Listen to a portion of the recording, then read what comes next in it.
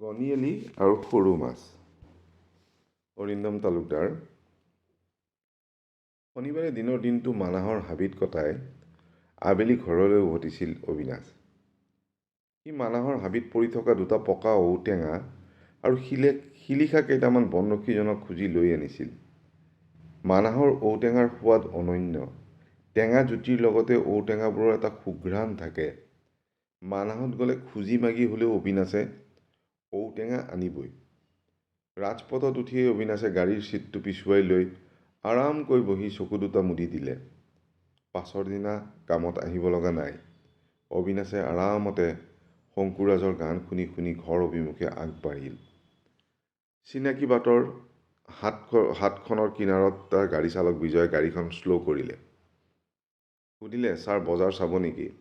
গান আৰু গাড়ীৰ ভিতৰৰ আৰামখিনি এৰি অবিনাশৰ বজাৰ কৰিবলৈ তেতিয়া মন নাছিল।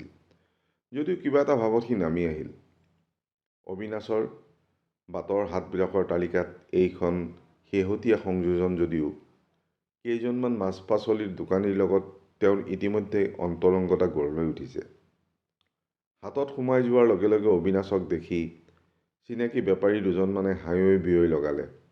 সিহঁতৰ আলোচিত বিষয়টো আছিল, অবিনাশে বজাৰলৈ কিমান দিন অহা নাই? 15 দিন, 21 দিন নে 30 দিন?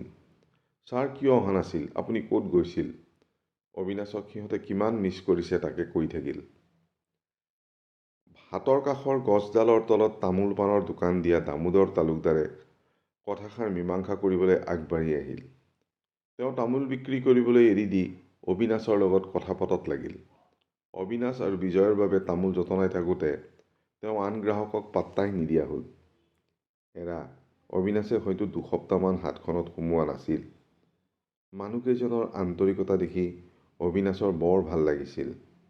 মাছৰ বজাৰখনলৈ চকু ফুৰাওঁতে অবিনাশৰ ঔটেঙা দুটালৈ মনত পৰিল। গনিয়ালিৰ তাত ধুনীয়া ৰঙা বগা আৰি মাছ এটা পাই তাকে কিনিলে। তালুকদাৰে এটোপোলা তামোল দিলে।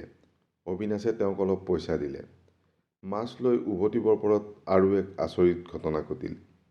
গনিয়ালিৰ তাত আধা কিলোমান সানমিহলি সৰু মাছ আছিল। সেইখিনি মাছ অলপ লৰা যেন লাগিছিল। গুৱাহাটী নাপাবগৈ বুলি অবিনাশে মাছখিনিৰ দাম সুধিও কিনাৰ কথা নাভাবিলে। দাম সোধাৰ লগে লগে গনিয়ালিয়ে ক'লে, ছাৰ মাছ একো হোৱা নাই, খাই ভাল পাব, লৈ যাওক। অবিনাশে পেটে পেটে ভাবিলে, এই যে মাছখিনি গেলিছে বা গেলিবৰ কাৰণে গণিভাইয়ে তাক জোৰ জবস্তিকৈ বিকিব বিচাৰিছে।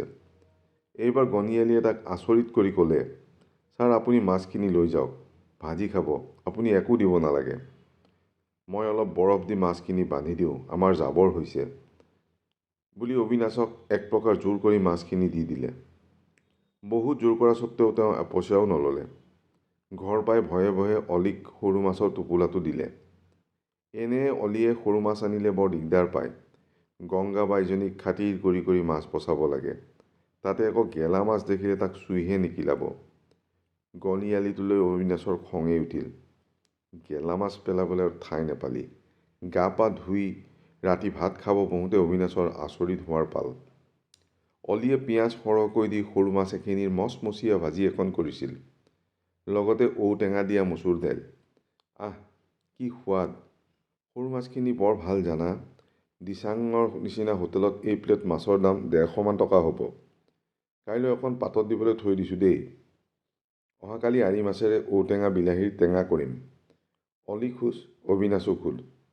সমাগত দেওবৰীয়া মেন্যু হৈ গ'ল। গনিয়ালিৰ বিষয়ে ভবা কথাবোৰ মনত পৰিহে অবিনাশৰ লাজতে মৰি যোৱা যেন লাগিল। গনিয়ালিহঁতৰ লেখীয়া সৰু সৰু মানুহৰ সঁচা মৰমবোৰ বুজি পাবলৈ আৰু তেওঁলোকৰ নিচিনা অন্তৰ এখনৰ গৰাকী হ'বলৈ অবিনাশহঁতৰ যেন আৰু বহু যুগ লাগিব তেনে লাগিল। ধন্যবাদ।